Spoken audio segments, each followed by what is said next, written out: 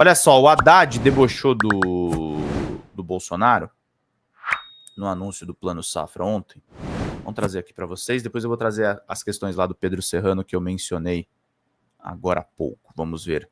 Fernando Haddad. Bom dia, Graça. Bom dia, Socorro. Vamos lá, gente. Vamos mandar contribuições aqui. Pix, ajudas nos superchats, nos membros, de todas as formas aqui bacanas, para a gente poder seguir aqui, meus queridos e minhas queridas. Vamos lá para a gente poder fazer bem. Audiência super bacana e super relevante na live. Vamos lá. Amanhã de hoje, eu, como ministro da Fazenda, não posso deixar de mencionar o ataque que o senhor sofreu do seu antecessor nas redes sociais, que talvez tenha acordado chateado pelo fracasso do evento na Paulista ontem e resolveu lhe atacar. Ele é muito diferente do senhor, como o senhor sabe. O senhor amargou poucas e boas nesse país e eu, quando visitava o senhor como seu advogado, o senhor nunca pediu para qualquer de nós petistas, nem mesmo eu que representei o senhor em 2018, o senhor nunca pediu um favor, nunca pediu anistia, nunca pediu perdão, nunca pediu nada disso. O senhor teve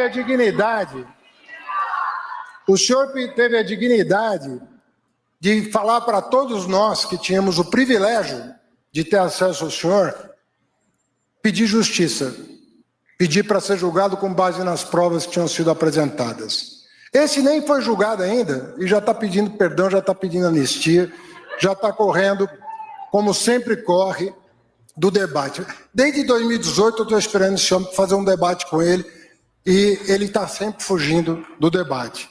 Se esconde nas redes sociais e hoje veio mais uma vez fazer uma coisa que raramente ele faz, que é mentir. Todo dia ele aparece com uma mentira nova. Hoje ele está acusando o senhor de cortar benefícios sociais, de cortar BPC, de cortar não sei o quê. O senhor é o responsável pelo maior incremento de investimento em programas sociais da história do Brasil. O senhor é reconhecido no mundo inteiro. O senhor é reconhecido no mundo inteiro por ter criado os programas mais exitosos da nossa história que servem de referência no mundo inteiro. O senhor herdou desse senhor 33 milhões de pessoas passando fome. E em 2 anos e meio reduziu a menos de 1/4 essa população que ainda nós vamos atender e acabar com a fome pela segunda vez na história do Brasil até o final do seu mandato, com a ajuda desses grandes ministros. Durante o governo dele, o preço do alimento subia acima da inflação. Todos os 4 anos. É só pegar as estatísticas do IBGE. E agora a renda, felizmente, cresce acima da inflação, inclusive da inflação de alimentos. Isso não sou eu que estou dizendo, é um órgão de Estado que divulga os dados oficiais, né, da economia brasileira. O senhor está com a menor taxa de desemprego da história, você está com a melhor distribuição de renda da história, a menor taxa de jovens que nem estudam, nem trabalham da história, com a inflação em queda, o dólar em queda e o PIB em alta. Essa é a economia que o senhor está criando para o Brasil. E o campo não é diferente disso, muito pelo contrário. O campo é dos setores que mais recebem estímulo do governo federal e o senhor, de novo, está batendo outro recorde hoje, fazendo um plano safra que é o maior da história e que é o maior dos 2 últimos que o senhor próprio protagonizou aqui nessa mesma sala. E fica com esse papo agora, o Bolsonaro, de falar de aumento de imposto. Deixa eu falar para vocês qual que é o aumento mais cruel de imposto que um presidente pode fazer. Falar uma coisa para vocês, tá? É um absurdo o pessoal falar em taxade. O Haddad é o cara que está tentando simplificar os impostos. Você pode criticar ele por fazer o arcabouço fiscal e os cortes de gasto para equilibrar as contas públicas. Você pode dizer que ele é uma pessoa que corta demais do orçamento. Aí beleza, eu até estou de acordo com a crítica. Agora, taxar de... Mas por que o Bolsonaro faz isso? Porque não tem lógica. É a lógica do pesadelo que eu falei no começo da live. É o mito, mito, mito, mito. É por isso que ele faz isso. Ele ficou os 4 anos, mais os 3 anteriores, os 4 anos do mandato dele, sem reajustar a tabela do imposto de renda. Sabe o que isso significa? Que quando um trabalhador que teve um aumento apenas pela inflação, se ele passar a faixa de isenção do imposto de renda, ele passa a pagar imposto de renda, ganhando a mesma coisa, simplesmente pela crueldade de congelar a tabela de isenção, como ele fez durante 4 anos. 4 longos e tristes anos da história do Brasil. Agora o Congresso, mais uma vez atendendo ao seu apelo, colocou a faixa de isenção em 2 salários mínimos, ou seja, acima de R$3.000, contra 1.900 da época dele. São 10 milhões de brasileiros que deixaram de pagar imposto de renda, já. E se o seu projeto for aprovado este ano, serão mais 10 milhões de brasileiros que vão deixar de pagar imposto e outros 5 que ganham entre 5.000 e 7.000 por mês que vão pagar menos do que pagam hoje. Qual é a moral desse senhor para falar de aumento de imposto? Porque nós estamos fechando brecha para o andar de cima passar a pagar? Isso nós vamos continuar fazendo. Nós vamos continuar fazendo. Nós vamos fechar todas as brechas que são criadas por jabutis. Verdade, Lucas. Que no Brasil, o jabuti é órfão de pai e mãe. Ninguém assume a paternidade de um jabuti. Bom dia, Lucas. Faz tempo que não te vejo. Ele aparece numa lei. Em geral, para favorecer um grande empresário. Em geral, é para favorecer um grande empresário. Para tirar esse jabuti do ordenamento jurídico, é um parto. E cada vez que a gente sequestra esse jabuti, tira ele da árvore e remove do ordenamento político, tem a grita do andar de cima de que aumenta imposto. Não, isso não aumenta imposto. Isso é ter um mínimo de respeito com o trabalhador que paga suas contas com o Estado em dia. Nós vamos terminar o mandato do presidente Lula com essa nova lei aprovada, não a de semana passada, a do mês que vem, nós vamos colocar 25 milhões de famílias pagando ou nada ou menos imposto de renda.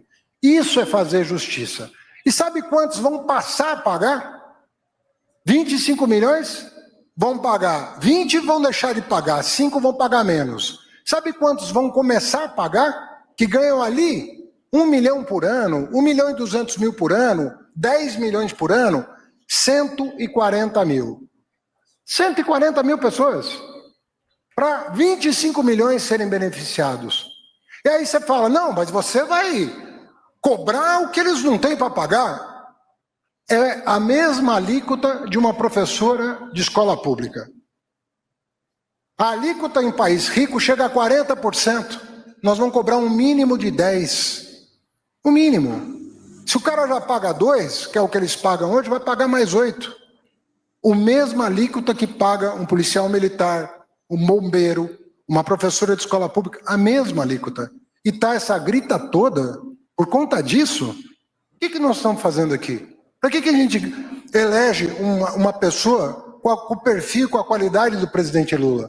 Se não for para mudar o Brasil para melhor, gente, nós estamos lutando pela dignidade do trabalhador, que paga as suas contas, que nem escolhe pagar, porque é descontado na fonte pelo empregador. Então nós vamos continuar fazendo justiça social. Pode gritar, pode falar, vai chegar o momento de debater, mas nós temos que fazer justiça no Brasil. Nós não podemos nos intimidar na busca de justiça. Esse país é a 10ª maior economia do mundo. Está sempre entre as 10 maiores. Sobretudo quando o presidente Lula lidera o país, está sempre entre as 10 maiores. Sempre. Agora, a gente não tem o direito de esquecer que nós estamos entre as 10 piores no que diz respeito à distribuição de renda. Nós não podemos esquecer disso. Porque é por isso que nós estamos aqui.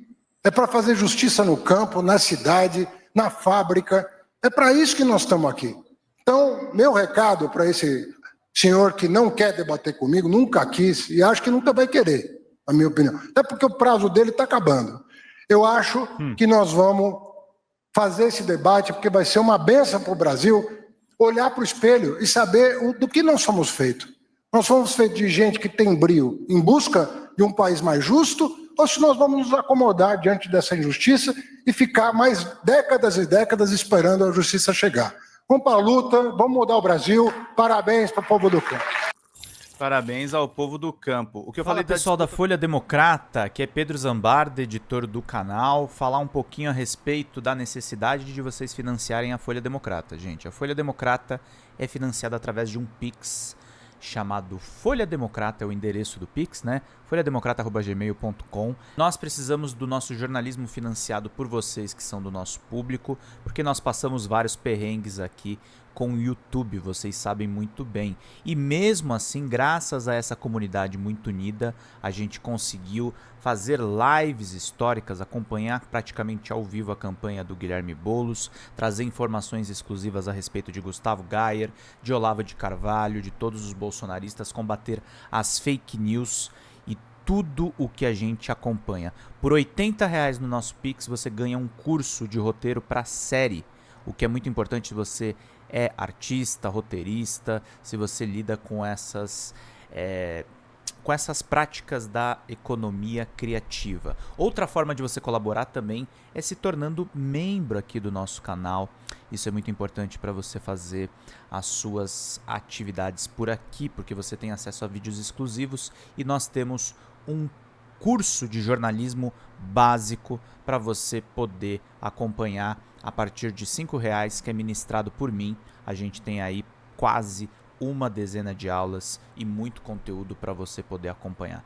Meus caros, minhas caras, financiem o jornalismo independente, financiem o jornalismo que se posiciona à esquerda, financiem o jornalismo na internet, que traz informações confiáveis, checadas, que cruza informações e que trata você, que é o nosso público, de uma maneira muito séria.